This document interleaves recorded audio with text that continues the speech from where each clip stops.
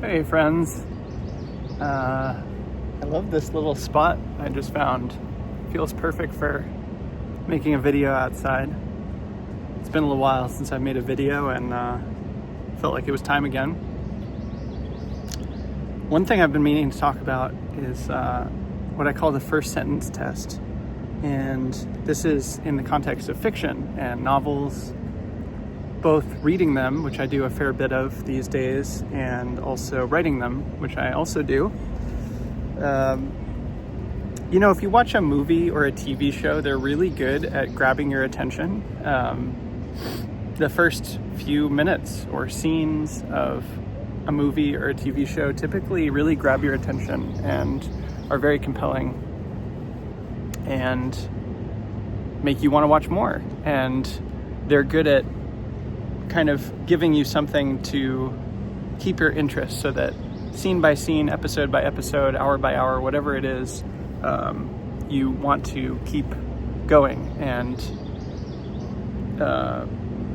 keep watching the show, finish the movie, whatever it is. And on the one hand, you could say that's kind of like a very contemporary phenomenon where people are optimizing to hijack your attention or something. A lot of people have these kind of fear-based, exploitative, zero-sum views of technology and cultural trends and stuff, and there's a reason for that. But on the flip side, I think it's actually really respectful, where they're like, hey, you have limited time and you're gonna die, and we think that what we're doing is worth your time. This is a story that's worth connecting to, and we're not gonna waste your time making you sit through a bunch of exposition to get to the story that's really compelling. In practice, I think in the creative process, a lot of times it's very nonlinear, and the order that you as a creator discover or create something, the order that you think of the elements of the story is not necessarily the one that you end up presenting to the audience or the reader or whatever it is. And there's a kindness in reordering it and thinking about it in terms of what will actually resonate with the reader. And so for me, this thing, the first sentence test with novels specifically, is if I go to a bookstore and I'm looking for a new novel, I often read the first sentence or the first page or the first few pages. But ideally, within the first sentence, the first page, the first couple of pages, there's something in there that really grabs my attention and makes me think, oh, this is going to be really good, and this resonates for me, and I like it, and I want to keep reading.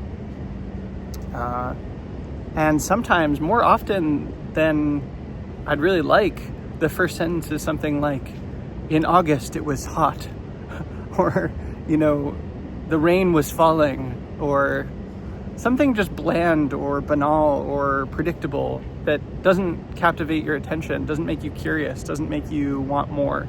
And a really good first sentence or first paragraph or first page introduces you to a world in a way that's evocative and shows you what's interesting and unusual about it, and makes you want to read more, makes you curious about the rest of it, makes you want to keep going. And ideally, they kind of sustain that attention through the whole book, where each page makes you want to turn the next page. Each chapter makes you want to read the next chapter. We all know this feeling of a really good book. You just want to finish it. You just want to keep reading. And I think that's a skill of ensuring in the writing process that the reader is going to be compelled and want to keep reading. And that takes work, that takes effort, and that's effort and work that I'm still learning how to do in my own fiction writing process as I write novels. But it's an aspiration that I have, that when I write fiction, it will grab attention right from the start and make it easy to want to keep reading, where you're like, oh yeah, this is really good, and it's compelling and interesting, and I want to finish this, I want to see what's next, I want to see where this goes.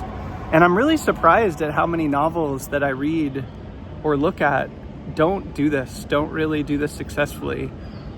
You read a sentence, you read a page, you read a few pages, and you're like, okay, there's something happening here, but there's nothing compelling.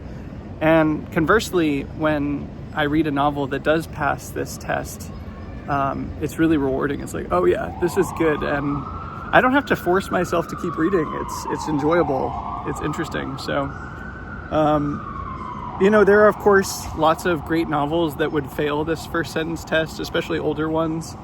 But these days, it's a big strike in my book if a novel that I'm considering reading fails the first sentence test. It's not necessarily gonna preclude me from deciding to read the book anyway, but 80% of the time I'll be like, no, I'll find a different book that really respects my attention and really feels resonant for me.